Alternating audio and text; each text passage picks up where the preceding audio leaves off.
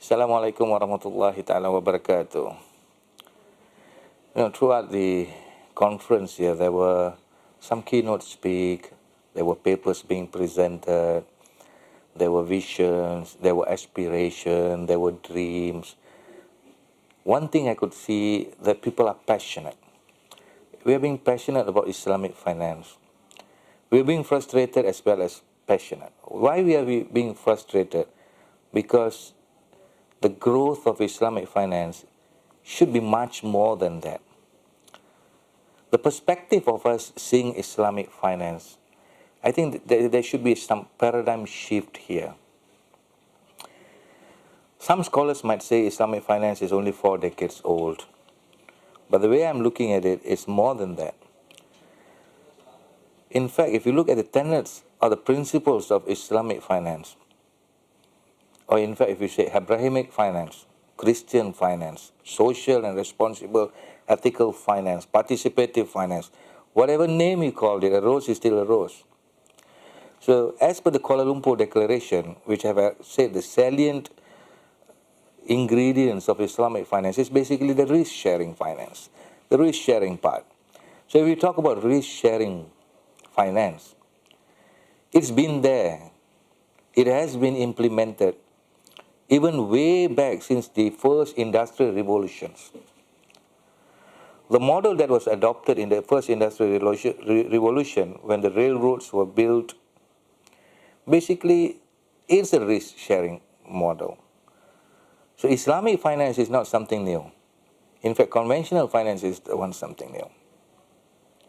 I don't think we would have any problems. Like I said, we have to change the paradigm. We have to have a shift of mindset here. How we approach, how we embrace, how we entice. How do we bring Islamic finance into uncharted economies? How do we bring them to uncharted territories? The mess that have been created by the conventional finance, how many crises that we have gone through for the last 10, 20 years, whatever name of the crisis, dot-com bubble crisis, mortgage crisis, Argentina financial crisis, Asian financial crisis. What is the root cause of it? The whole root cause is the conventional system, is the interest rate. The Almighty God have forbidden riba. He had his good reasons why he forbid riba. So why? The question is, why are we not confident enough? Why are we not bold enough? Why are we not brave enough? Well, the conventional finance is basically struggling to find some solution to the new socially and responsible financing, ethical financing. We have already had all these things, social, responsible, ethical, embedded in Islamic finance. The problem that I foresee currently is the way we are basically coercing, enticing, encouraging people to participate in Islamic finance. It is still the typical old way of using bombastic Arabic jargons. If we keep on doing this, we would not only be scaring off the non-Muslims, but we will be even scaring off the Muslims.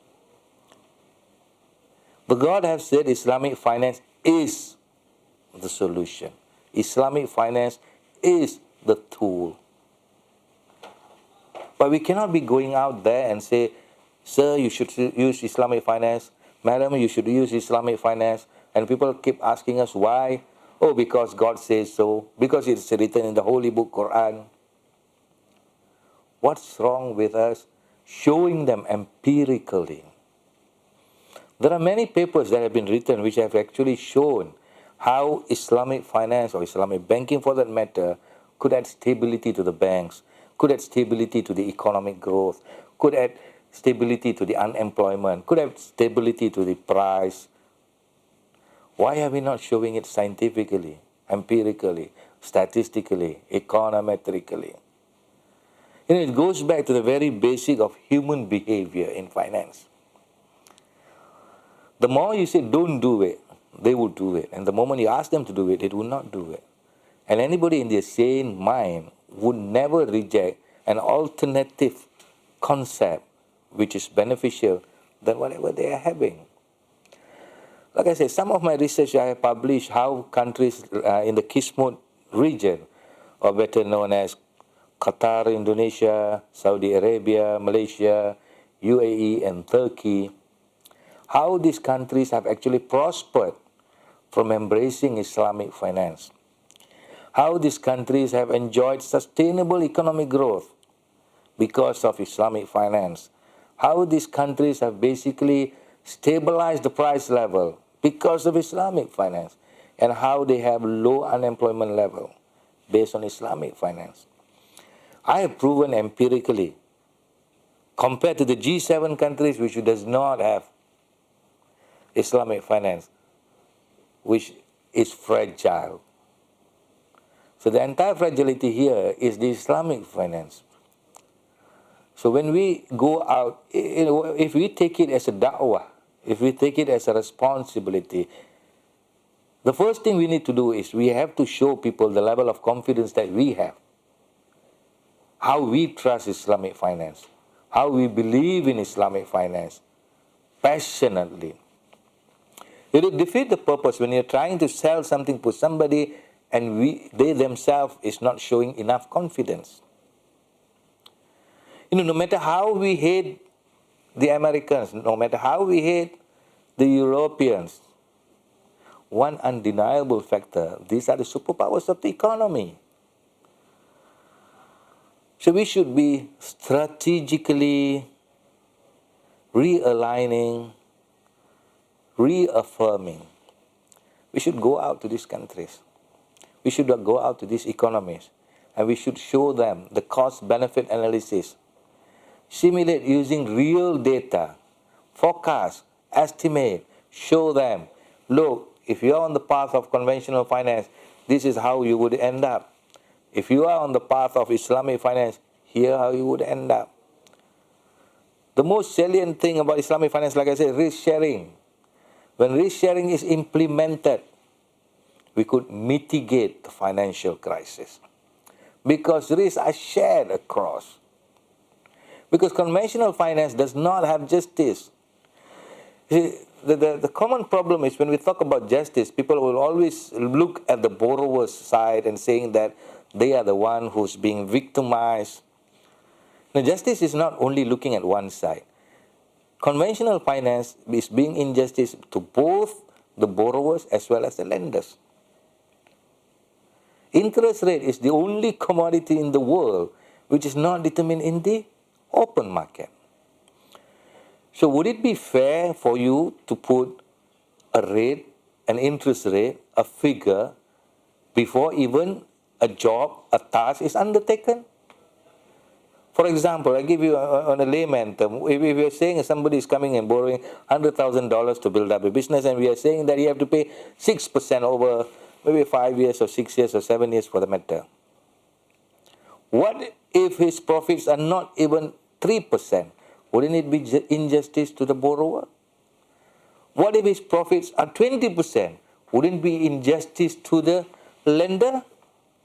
So Islamic finance has a beautiful concept. It's a risk sharing. If the business is good, both parties prosper. If the business is bad, both parties will take shares of blames. Islamic finance has this inclusion part in it. It is not there to serve certain markets or certain communities like what the conventional finance or the capitalist market does. In Islamic finance, everybody is the same. All the communities are given a fair treatment. Islamic finance also encourages equitable income distribution. Many people have this wrong thinking when we say inequality of income would be better. We are not saying that everybody has the same income. We are saying that everybody will have an equitable portion of the income. So it is my vision, my aspiration, and I am humbly and nobly would like to request if everybody could sit down together, the Islamic finance scholars, the Sharia scholars, the economic scholars, in fact all the stakeholders, sit down, realign, take a step back, and how could we bring this to another level? Like I said, all the stakeholders should play a part. The academia should do the research, the industry players should show interest, the policymakers should take note, and the society. So like I said, looking at all this point, there is no reason any economy, any territory, or any individual would want to reject Islamic finance. I would say whoever rejects Islamic finance would be behaving irrationally, and it will be going against the rational behavior theory. And I would like to end with saying thank you.